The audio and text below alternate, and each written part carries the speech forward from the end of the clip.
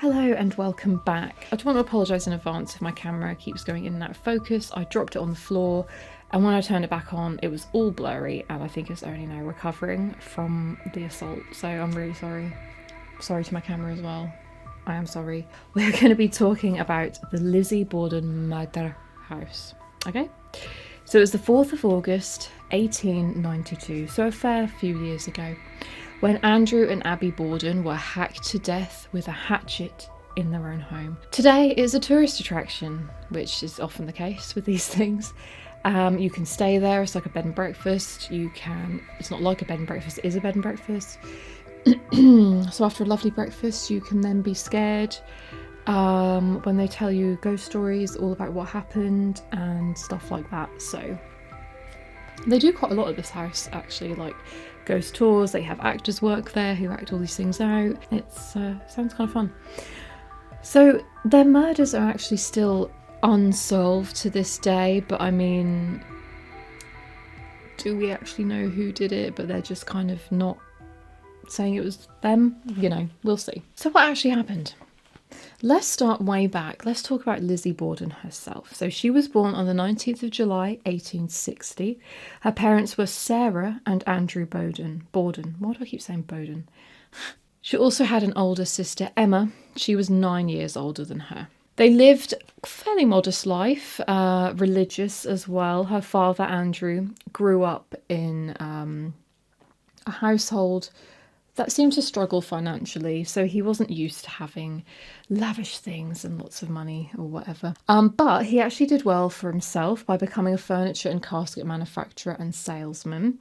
He then moved on to property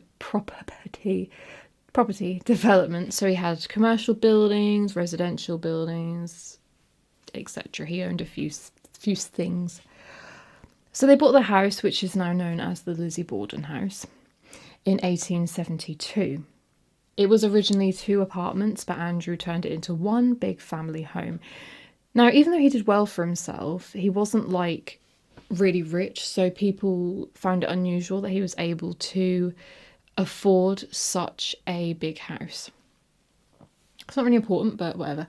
But he was a very frugal man. In other words, he was tight. Even though he did up the house and invested money into the house, he decided, like, who needs indoor plumbing and electricity?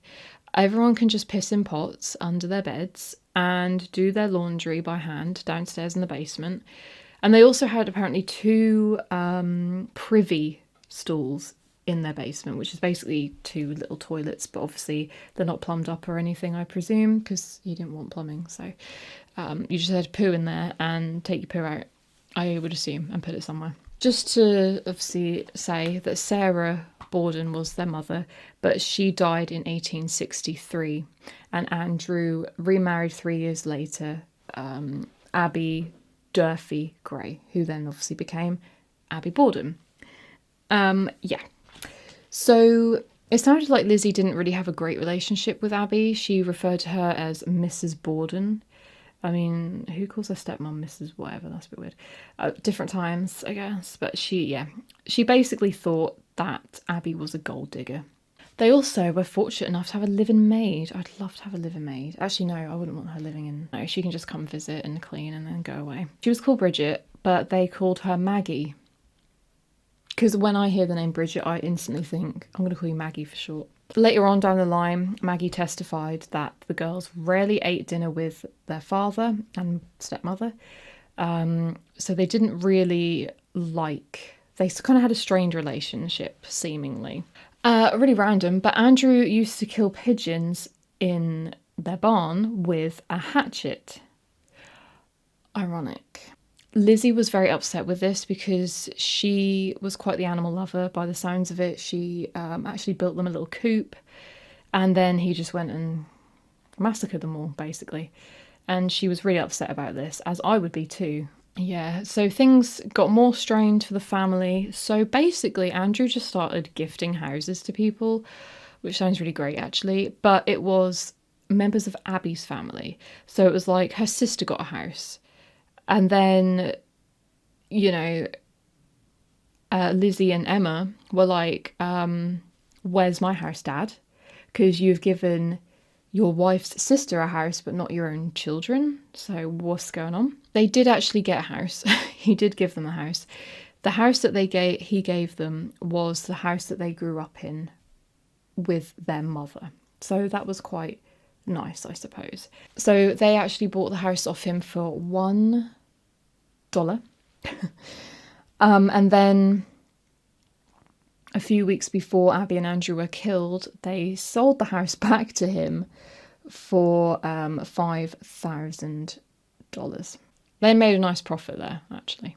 And then the uncle came around and the girls got wind of, they thought that they were talking about property, the uncle and Andrew. And they thought, oh, here we go again. Dad's given more of his properties away. What about us? Or what about our inheritance or whatever, I guess. So the uncle's name was John Morse. So let's talk about the murders.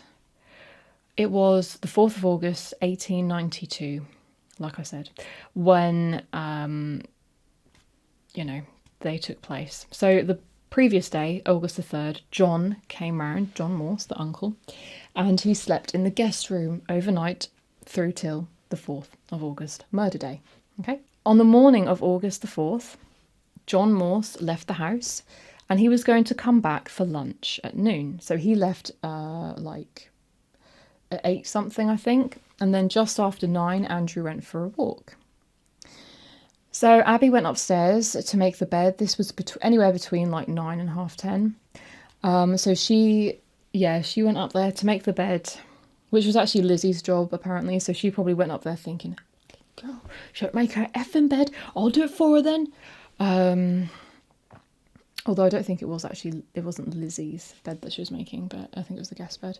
She was hit on the side of her head with a hatchet. She turned and she fell face down on the floor.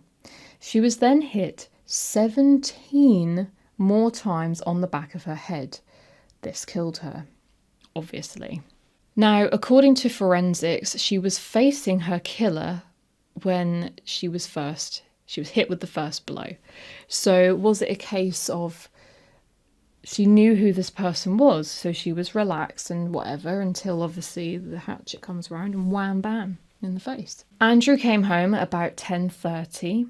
He couldn't unlock the door, so the maid went to let him in, but it was jammed.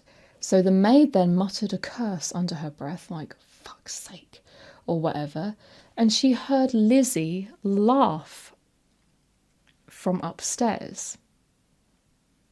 However, Lizzie denied being upstairs, and this is important because Abby was obviously killed upstairs. It's not obvious, I didn't say that, but Abby was killed upstairs, so if Lizzie had laughed from the top of the stairs, she would have seen Abby's body. So Lizzie said that her father asked her where Abby was, and she said she was visiting a sick friend. Now, that in itself is a bit weird, isn't it? Because she obviously wasn't visiting a sick friend because she was dead upstairs. The maid said that she helped Andrew put his slippers on for him to take a nap on the sofa downstairs. Clearly, he was too rich to be capable of putting his own slippers on. So he was napping on the sofa. And when this happened, however, crime scene photos later showed that Andrew was still wearing his boots. So why would the maid, Maggie, say, I put his slippers on, when she clearly didn't? Why not just say, he laid down on the sofa, I saw him lay down on the sofa, and he went to sleep? What's the point in lying about that? So Maggie then said that she went to rest in her room, which was on the 3rd floor. And then just after 11 a.m. still, of course, Lizzie called to her, Maggie, come quick. Father's dead. Someone came in and killed him. Lo and behold, Andrew was on the sofa, hit 10 or 11 times with a hatchet. One of his eyes was split cleanly in two, which showed that he was asleep when the first blow struck him.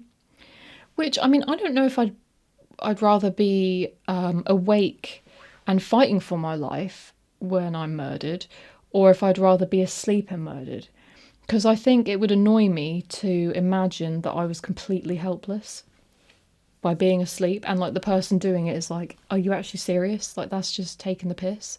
At least let me fight. I don't really know what I'd prefer. I don't want either, but you know. So he was still bleeding, so it had only just happened. A doctor who happened to live across the road, which is very handy, came over and pronounced Abby and Andrew dead. Andrew died at 11 a.m. So it was only 10 minutes after he was killed that Lizzie called to Maggie. So Lizzie was, of course, questioned after all of this happened, but she was very inconsistent in her answers. So at first she said she heard noises like a groan or a distress call before going into the home. I don't know. I didn't know she was out of the home, but there you go. However, another time she said that she didn't hear anything and walked in thinking nothing was wrong. I didn't know she left the house, but apparently she did.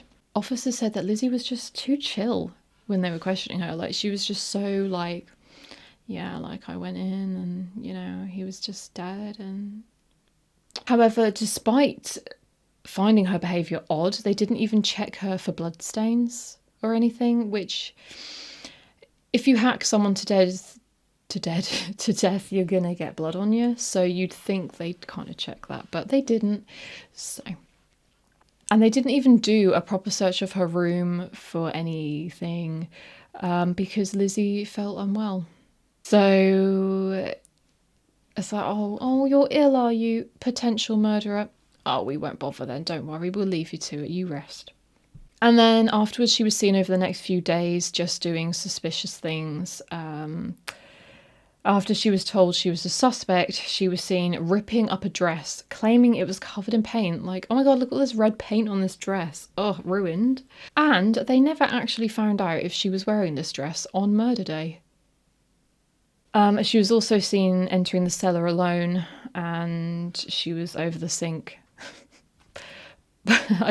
Perhaps she was washing away evidence. Maybe that was what they were getting at. I don't really know. So the inquest was the 5th of August, and she still, you know, she didn't have her ducks in a row, basically. She was all over the place. She was erratic, contradicting herself while answering questions, etc. So, for example, she said that she was reading a magazine in the kitchen when her father came home. But in another account, she was actually in the dining room ironing. And then another time she said she was coming downstairs, which in itself is weird because if you're coming downstairs, are you not seeing Abby? But then again, the maid went upstairs and didn't see Abby. So surely you're not always going to see Abby when you're upstairs, basically. So yeah, she was pretty much all over the place, just making things a bit more suspicious for herself. However, they then discovered that she was actually on morphine for her nerves. So they kind of blamed it on that in the end. You know, oh, poor girl. So yeah, pretty much after all the back and forth, heaving and hoeing, she was found not guilty. But she was still the prime suspect. They just, I guess, couldn't get enough evidence on her to find her guilty, which is interesting because I feel like there was a lot of clues that they missed and things. But anyway,